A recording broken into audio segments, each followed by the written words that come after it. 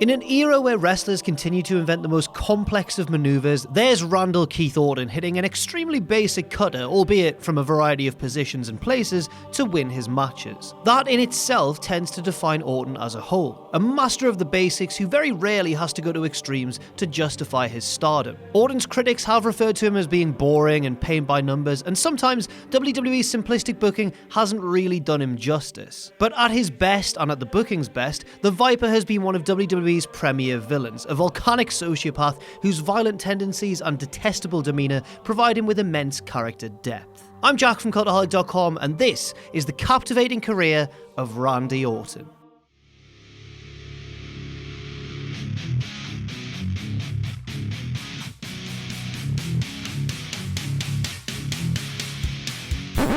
Na na na na na na na na na na. Randall Keith, Randall Keith. Randall Keith. Na na na na na na na na na. Randall Keith, Randall Keith. Randall Keith.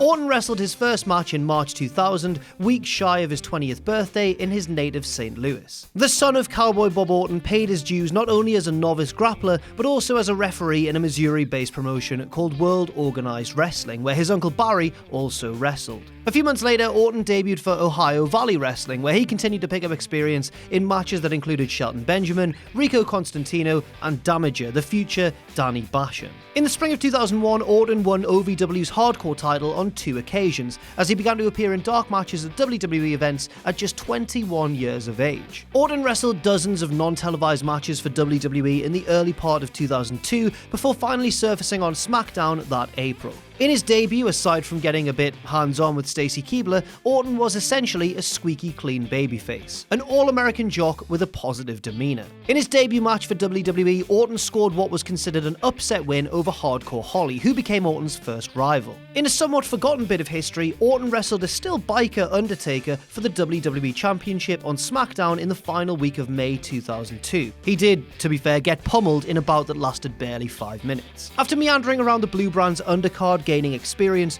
Orton moved to Monday Night Raw in September 2002, defeating Stevie Richards in his debut match on the show. Shortly after his Raw debut, Orton picked up a shoulder injury that ended up sidelining him for 5 months. But to make the most of this period of inactivity, Orton was turned heel. He was made over into a smug, self-absorbed egomaniac that periodically provided faux news updates on his improving health. In January 2003, Orton aligned himself with Triple H, Ric Flair, and Batista to form Evolution, a new millennium take on the Four Horsemen, with Orton as the still developing thoroughbred of the pack. Orton returned from his injuries full-time as the summer of 2003 kicked off, taking a more active role in World Champion Triple H's matches. He even got to wrestle in SummerSlam's main event as one of 6 entrants in an Elimination Chamber match. There, he was tasked with protecting Triple H's gold. Soon after, major wins began to rack up for Orton, including one over Shawn Michaels at Unforgiven, and solely surviving a heated 5-on-5 bout at Survivor Series that cost co-GM Steve Austin his job. At Armageddon in December, Orton defeated Rob Van Dam to win his first belt with the company,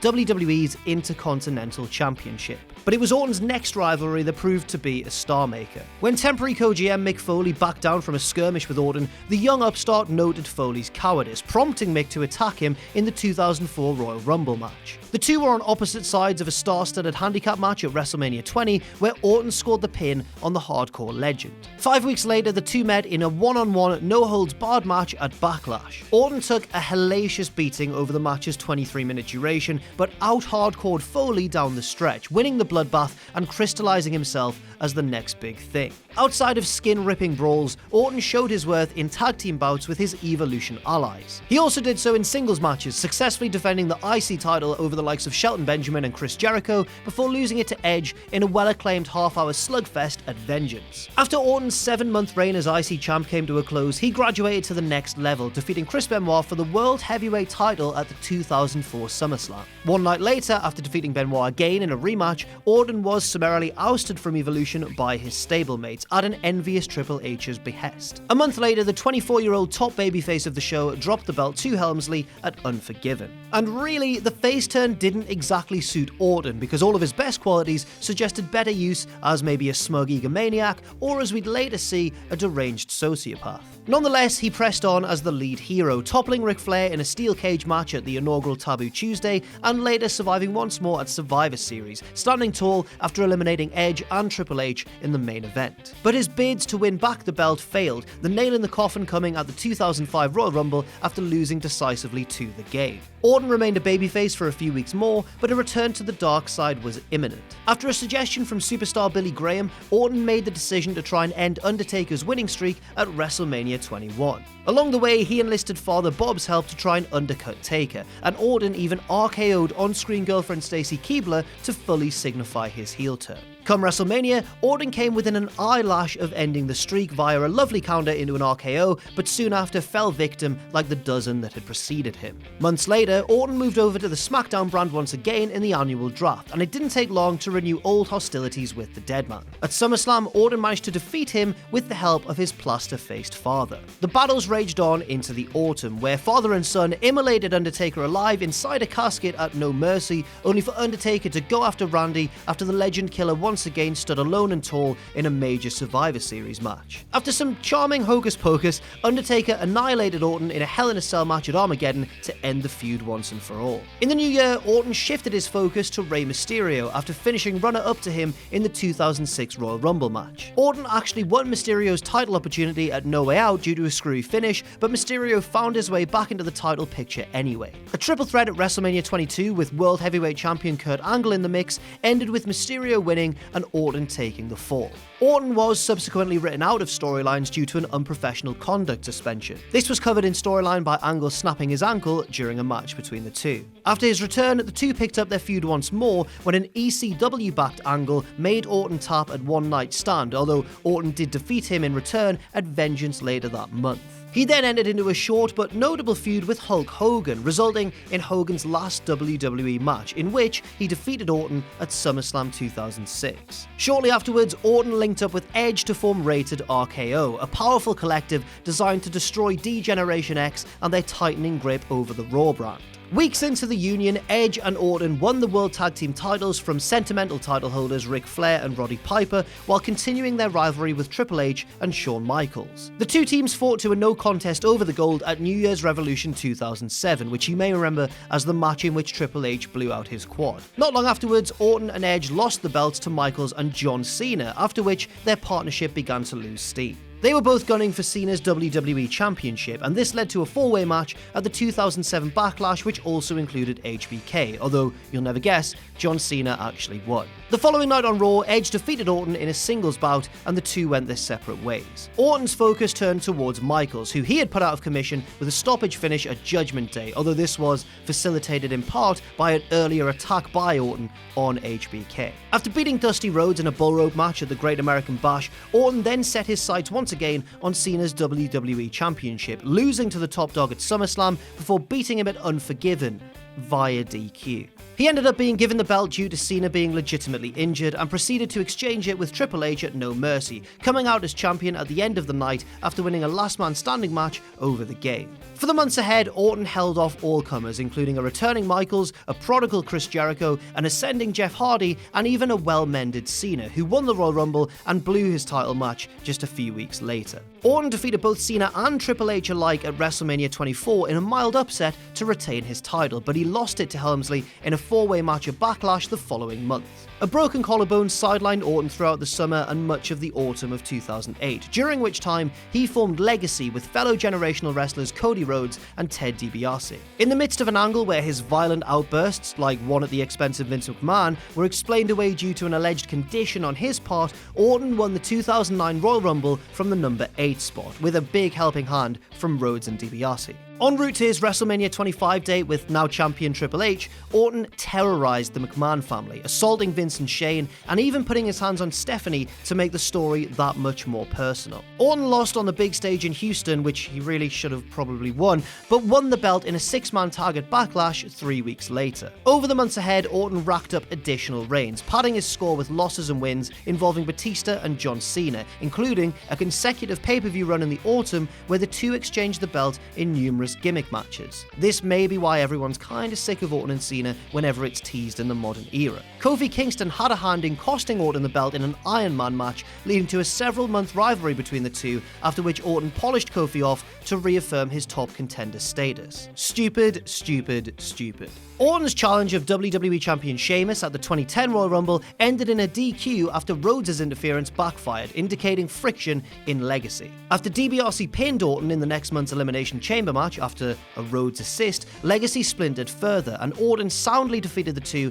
at WrestleMania 26 in a triple threat match. He then returned to the world title picture once more, but failed to knock off Jack Swagger for the World Heavyweight title at Extreme Rules. That September, Orton regained the WWE Championship by winning a six-pack challenge at Night of Champions. He spent the autumn fending off the likes of Sheamus and Wade Barrett before losing the title to a briefcase-wielding Miz on Monday Night Raw. After failing to regain the title, Orton found himself entangled with CM Punk's version of the Nexus, setting the stage for a WrestleMania 27 match between Orton and Punk.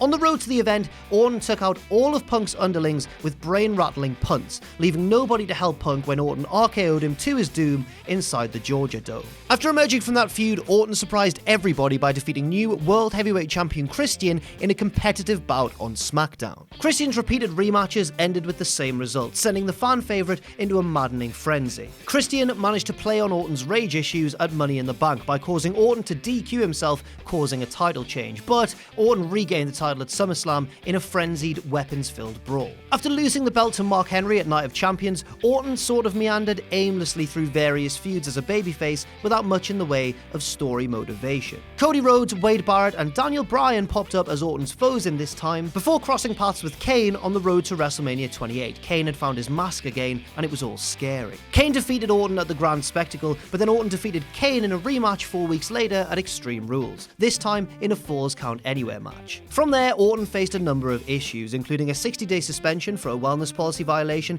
as well as a lack of anything truly creative storyline-wise. He seemed to simply exist as an upper-card babyface filler, on hand to hit his RKO, but just as a token part of the show. At WrestleMania 29, Orton was part of a thrown-together team with Sheamus and Big Show, but they lost to the much fresher Shield. But things began to turn around for Orton in July 2013, when he pulled down the Money in the Bank briefcase that entitled him to a WWE title match. And he was successful in that cash-in, defeating Daniel Bryan at SummerSlam the following month, but he didn't really hit a move on Bryan because Bryan had taken the fearsome pedigree. This turned Orton heel for the first time in over 3 years, since his split in fact from Legacy, and this made him the centerpiece of the McMahon family's authority group, the archetypal face of the company that they coveted over someone like Daniel Bryan. Following some abeyance-related controversies between he and Bryan in the coming months, Orton came out of Hell in a Cell that October more firmly as champion, and went on to defeat Big Show at Survivor Series. 3 weeks later, Orton toppled World Heavyweight Champion John Cena at TLC to unify the belts, further affirming Orton's Chosen One status. Orton managed to escape subsequent pay-per-views with the belt, including winning a somewhat maligned rematch with Cena at the Royal Rumble, before dropping the belt to Bryan in that big triple threat match at WrestleMania 30, after third competitor Batista submitted to the Yes Lock. In the fallout of WrestleMania, Orton and Batista joined up with Triple H to form a rekindled Evolution, though the group had little success. Instead of running roughshod over Raw, they were quickly obliterated by the Shield in consecutive pay-per-view outings. The trio disbanded when Batista left the company, after which Orton and Triple H welcomed a treacherous Seth Rollins into their group after he shockingly double-crossed his Shield brethren. Rollins' presence in the Authority led to increasing friction between he and Orton fell out with the group that November. Rollins then defeated Orton in a Raw match and put him on the shelf after curb stomping him on the ring steps. Orton returned months later and gained a measure of revenge by defeating Rollins at WrestleMania 31. Remember that lovely pop-up RKO. Orton came up short in subsequent challenges to new WWE Champion Rollins throughout the spring. Later on that year, Orton suffered a serious shoulder injury which sidelined him for close to 10 months. He returned in time for SummerSlam 2016 in a high-profile match against Brock Lesnar that did gain a measure of infamy. By which I mean that Brock Lesnar absolutely caved Orton's head in and left him lying in a pool of blood. From there, he rekindled a ditched feud with the Wyatt family that saw him joining their cause in the end.